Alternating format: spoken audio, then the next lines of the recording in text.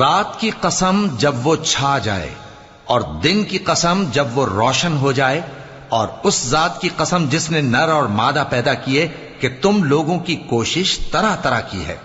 सो जिसने अल्लाह के रस्ते में माल दिया और परहेजगारी की और बेहतरीन बात यानी कलेमा तौहीद को सच जाना, तो उसको हम आसान तरीके की तौफीक देंगे।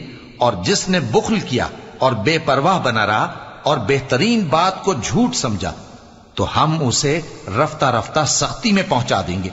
और जब वो दोजख के गड्ढे में गिरेगा तो उसका माल उसके कुछ भी काम ना आएगा। यकीनन राह दिखा देना हमारा जिम्मा है, और बेशक आखिरत और दुनिया हमारी ही मिल्कियत है।